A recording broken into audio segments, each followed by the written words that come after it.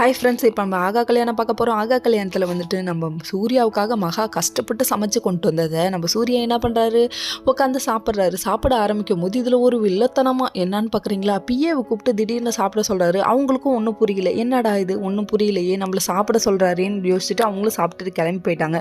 இவரோட மைண்ட் வாய்ஸில் என்ன ஓடுதுன்னா, நான் காலி பண்ணிட்டேன் பாருங்கள், மகா மேலே பாசமாக இருக்கேன்னு காமிக்கிறாராம்மா. இதை பார்க்க ஸ்கூல் புள்ள மாதிரி இல்லை, அம்மா திட்டுவாங்கன்னு டிஃபன் பாக்ஸை கொண்டு போய் கொட்டின கதை தாங்க.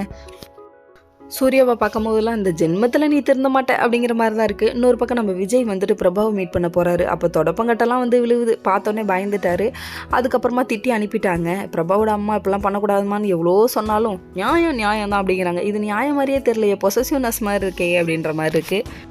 அதுக்கப்புறம் நம்ம சூர்யாவை பார்த்து தாத்தா கேட்டார், எனக்காக நீ நடிக்கிற மாதிரி இருக்குப்பா அப்படின்னு. அவ்வளோ அப்பட்டமாவா வெளியே தெரியுது அப்படின்னு மனசில் நினச்சிட்டு இதுக்கப்புறம் தெரியாத மாதிரி நடிக்கணும்னு சொல்லிட்டு டைனிங் டேபிளில் உட்காந்து சாப்பிடும் போது மகாவை திடீர்னு உட்கார வச்சு சாப்பிட சொல்கிறதும் பரிமாறுறதும் இதெல்லாம் நம்புற மாதிரி இல்லையே. இருந்தாலும் கொஞ்சம் எல்லாரும் நம்பிட்டாங்கன்னு நினைக்கிறேன். இன்னொரு பக்கம் நம்ம சித்ரா உசுப்பேத்தி விட்றாங்க, இங்கே பாருங்க உங்கள் பையனை முழுசாக கவுத்துட்டா அப்படிங்கிற மாதிரி. ஐயோ உண்மை தெரியாமல் ஏமா மகா மேலே பழிய போடுறீங்க, எது நடந்தாலும் மகா தான் காரணமா.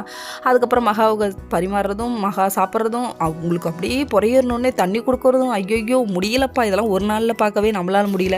கடைசியில் மகா மனசை தான் உடைக்க போகிறாங்க.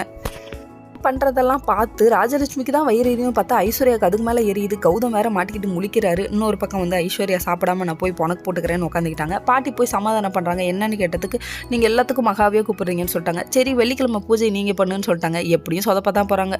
ஓகே ஃப்ரெண்ட்ஸ், நெக்ஸ்ட் வீடியோவில் பார்ப்போம். பாய்.